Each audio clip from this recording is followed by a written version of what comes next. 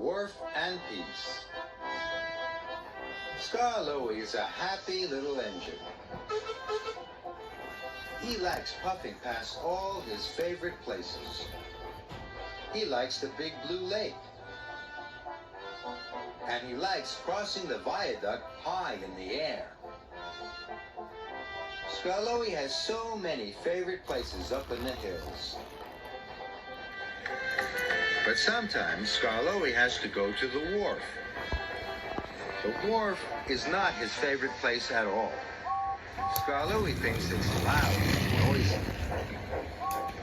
He feels very small there, and he doesn't know anybody's name. One day, Scarloey pulled flour trucks into the wharf.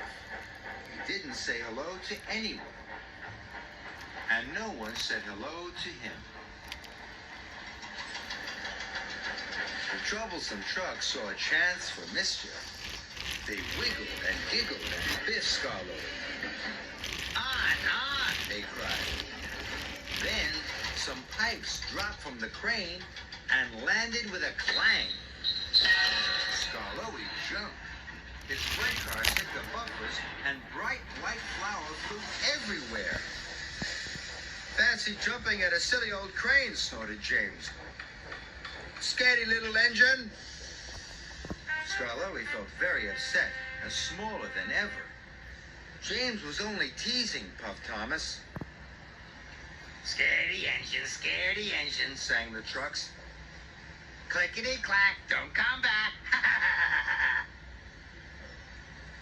Maybe I am a scaredy little engine, cried Scarloey, and he steamed away. Later, Scarloey had to collect a prize bull and take it to the wharf. He was very worried.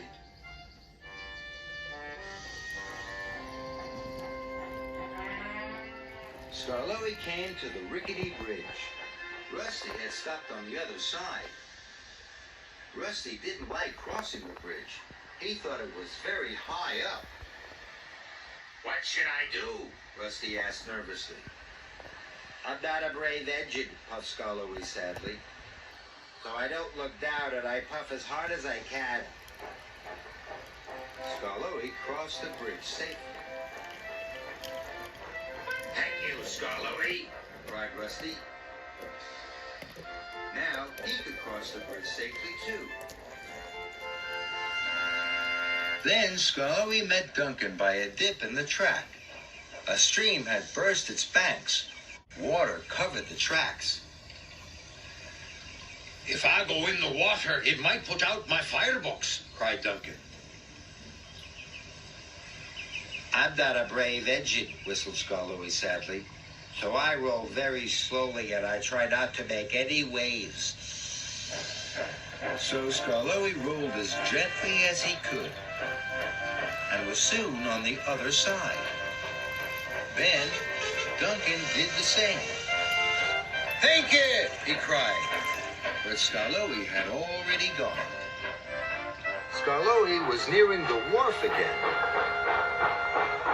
Then there was trouble. Logs broke free at the forest mill. They rumbled and tumbled down the hill. And Rheneas was coming the other way. Oh no, cried Scarloey. The logs will hit Rheneas. Scarloey tried peeping and calling. But Rheneas didn't hear. So Scarloey steamed forward as fast as he could. The log hit Scarloey with a great big boof. Scarloey was dented, and the bull roared. But luckily, no one was hurt. Rheneas was very happy to be saved. But Scarloey still looked sad. What's the matter? Asked his friend. I jumped at a noise at the wharf, sighed Scarloey. And the troublesome trucks laughed at me. Now I have a big dent. I'm a scaredy little engine, and scaredy engines will never be useful engines. Rheneas was surprised. But you saved me from a horrible biffing, he cried.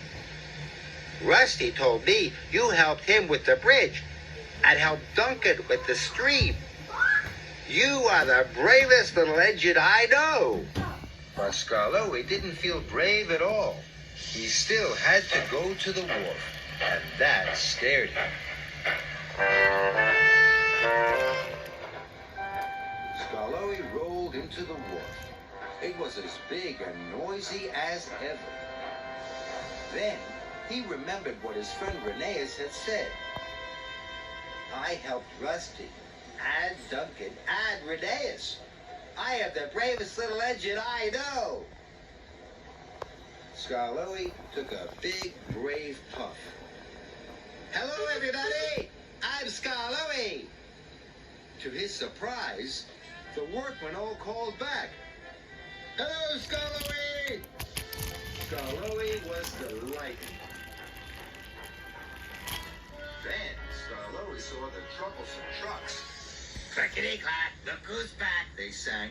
The scaredy little engine's on our track. This made Scarloey cross. I am not a scaredy little engine, he said firmly. And if you biff me, I'll biff you back. So there. Woo, said the troublesome trucks, and they didn't move an inch. Scarloey's bull was safely unloaded. James was impressed. Good work, Scarloey, he chuckled. You are a really useful engine, added Thomas. Scarloey felt very proud, very happy, and very, very brave. And now that the wharf is full of friends, it's one of Scarloey's favorite places of all.